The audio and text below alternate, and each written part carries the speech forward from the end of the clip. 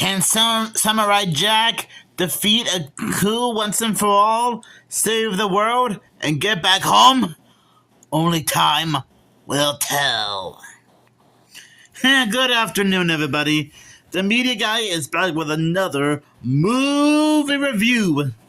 And yes, you weren't seeing things. Today I'm gonna be reviewing Samurai Jack, the premiere movie. Now, I assume that you guys have already seen this movie before, as well as watching the TV show in general, if you're like fans of Samurai Jack. But just in case you guys don't know anything about Samurai Jack, which I wouldn't blame you, have no fear because the back of the VHS tape has a description. A cross between Bruce Lee and Clint Eastwood, Jack is strong, silent type, and a man of few words, but the rest assured he is a noble, humble, tireless hero. The premiere movie, the 70-minute movie that launched the Samurai Jack series on Cartoon Network. In the distant past, an evil shapeshifter named Aku has brought destruction upon the land.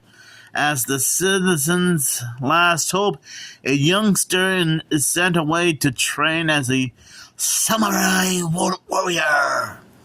But when he returns as an adult to confront Aku, the warrior finds himself flung into the future through a time portal. Quick, Scott, buddy! Landing in an unknown time and place, there the locals dub him Jack and help him in his quest to return to the past and undo the evil brought by a coup. I actually think this is one amazing movie, even if it's only 70 minutes long. And in under 70 minutes, this is actually a pretty fantastic movie. Great animation, fantastic characters, a great story to follow with a beginning, middle, and end. And most of all, I'm actually glad we got a chance to dive into Samurai Jack's origin as how he became, well, Samurai Jack. There's just so many things to like about this movie.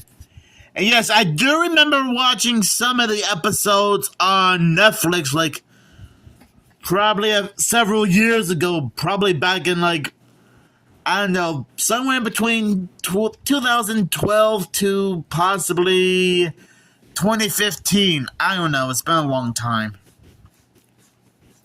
So I am sort of familiar with the character. This is still a great movie.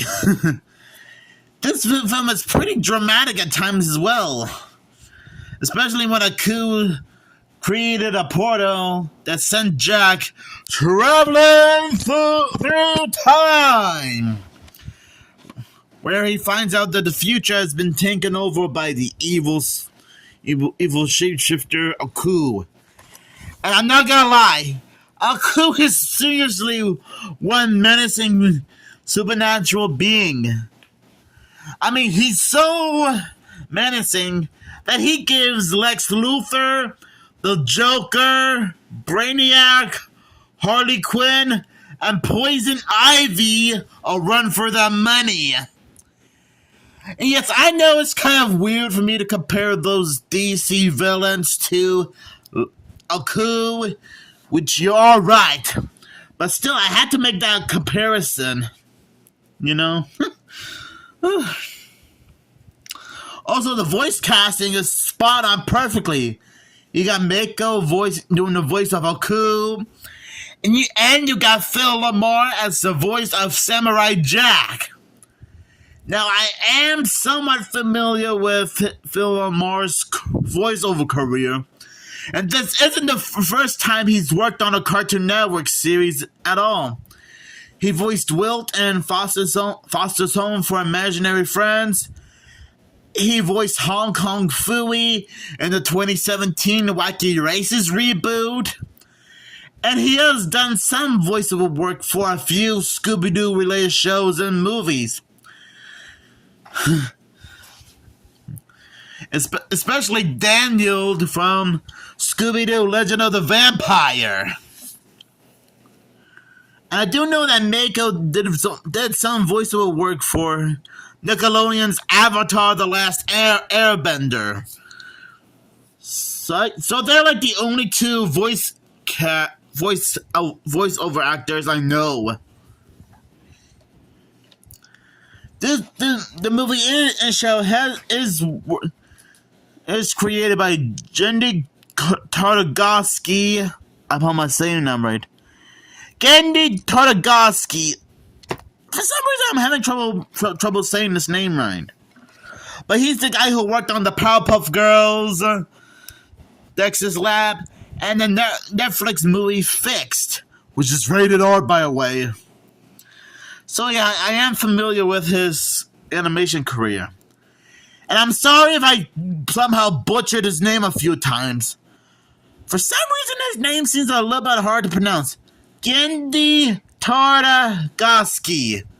Okay, I think I managed to get it right that time. I think he did a good job working on this movie and the TV show, as well as the entire cast and crew.